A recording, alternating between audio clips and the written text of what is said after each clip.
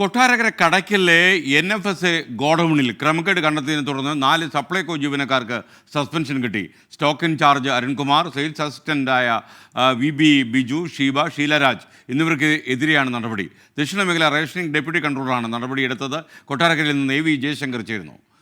വീണ്ടും ജയശങ്കർ, പറയൂ ജയശങ്കർ.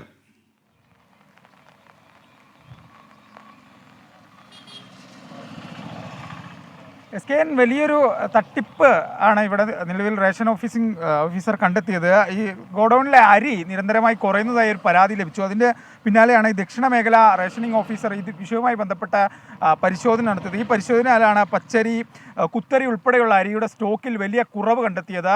ഈ ജീവനക്കാർ, ഈ സ്ഥാപനത്തിൽ വർക്ക് ചെയ്യുന്ന മൂന്നോ നാലോ ജീവനക്കാർ ഒത്തുകളിച്ചുകൊണ്ട് ഈ അരി കടത്തിയെന്നാണ് നിലവിൽ സപ്ലൈകോയുടെ നിഗമനം. ഇതിൻ്റെ ഭാഗമായി stock incharge Arunkumar, assistant salesman Biju, Sheelaraj എന്നിവർക്ക് എതിരെ നടപടി സ്വീകരിച്ചിട്ടുണ്ട്. ഇവരെ നിലവിൽ സസ്പെൻഡ് ചെയ്തിട്ടുണ്ട്. എന്തായാലും ഈ ഇവിടുത്തെ സ്റ്റോക്കും മറ്റു കാര്യങ്ങളും ഉൾപ്പെടെ വിശദമായി പരിശോധിക്കാനാണ് സപ്ലൈകോയുടെ തീരുമാനം. കാരണം വ്യാപകമായ തോതിലുള്ള ഇത്തരത്തിലുള്ള ക്രമക്കേട് ഉണ്ടായിട്ടുണ്ടോ എന്നുള്ള സംശയം എന്തായാലും വകുപ്പിനുണ്ട്. ഇതുമായി ബന്ധപ്പെട്ട പരിശോധനകൾ ആരംഭിക്കുകയും ചെയ്തിട്ടുണ്ട്. എന്തായാലും ഇത്രയും കൃത്യമായി ഈ സ്റ്റോക്കും മറ്റും പരിശോധന നടക്കുന്ന ഈ ഒരു കാലഘട്ടത്തിൽ പോലും ഇത്തരത്തിൽ അരി മറയ്ക്കാനുള്ള, ഇത്തരത്തിൽ ക്രമക്കേട് നടത്താനുള്ള ധൈര്യം ഇവർക്ക് എങ്ങനെ ഉണ്ടായി എന്നതാണ് വലിയൊരു ചോദ്യം. എന്തായാലും ഇതിൽ കൃത്യമായൊരു നടപടി സപ്ലൈകോ സ്വീകരിച്ചിട്ടുണ്ട്. ഇത്തരം പ്രവർത്തികൾ അനുവദിക്കില്ല എന്നൊരു നിലപാടിൽ തന്നെയാണ് വകുപ്പുള്ളത്. SKN.